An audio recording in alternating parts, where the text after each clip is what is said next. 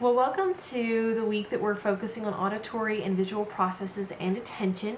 As we begin this week, I do want to make a few disclaimers about the focus that we have.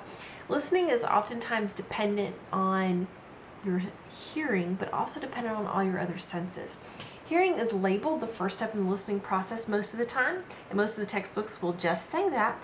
However, listening is going to encompass more than just auditory messages. Just think about your world that you live in and how many different stimuli that you're exposed to at any given moment.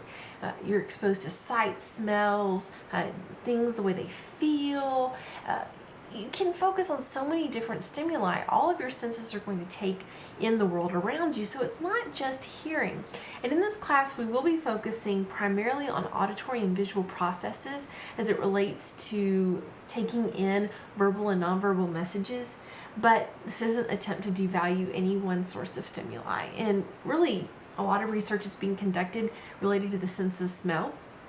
And that is related to the links and associations that you have with the sense of smell, for example, like a memory. And when I walk into a bakery, lots of times I am overwhelmed by the scent of a cinnamon roll. I can smell the blend of sugar and cinnamon, and I can almost taste it in my mouth just as I smell it. And it's not just the scent that catches me, it's what I associate it with. I associate it with warmth and home and comfort. And so your senses are stimuli that we take in the world around us, and it helps us to process that information. And we are going to be focusing on hearing and seeing, so we'll get started with looking at hearing today. Now, hearing is considered a prerequisite for vocal communication. However, there are a number of people who have learned to lip read and lip read very effectively. In fact, there's a faculty member on campus, and the first time I met him, I had no clue that he was deaf.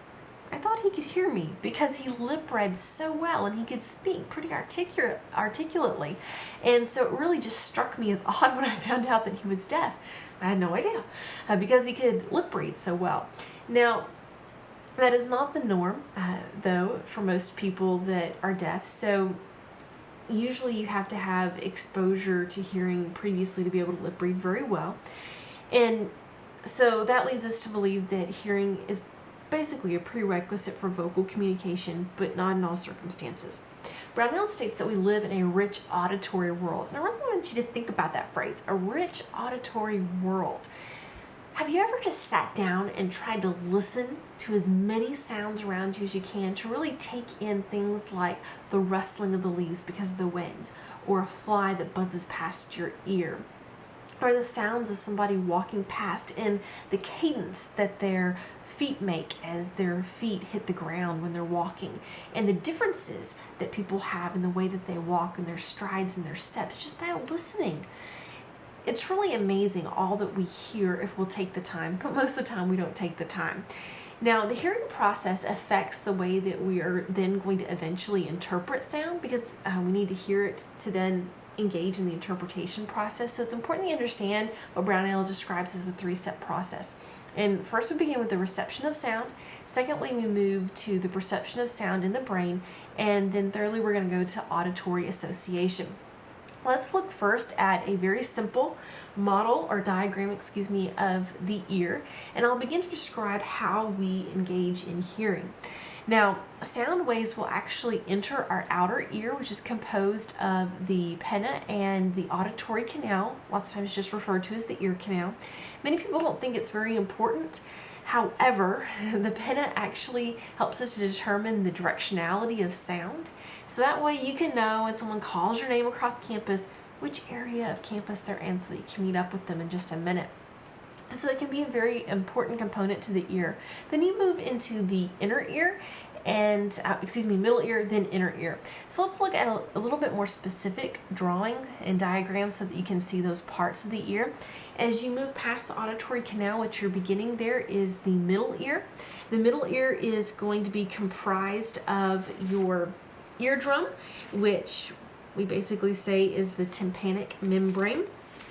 Also, it's comprised of three small bones, and these three small bones actually act as an amplifier, and your ear is called a mini microphone, so this makes a lot of sense. These three small bones are called the hammer, the stirrup, and the anvil. those are the common names for those bones. In your notes, I have the more technical and medically correct names. And then you move to the inner ear. And what happens in the inner ear is really miraculous because sound waves are then converted into nerve impulses. So what was a sound wave is converted into a chemical impulse. All right, and these are going to be sent to the brain. The inner ear is comprised of the cochlea and semicircular canals. And the cochlea is a snail-shaped part of the inner ear. It contains fluid primarily. And within the cochlea is the basilar membrane, and it contains tiny hairs called cilia.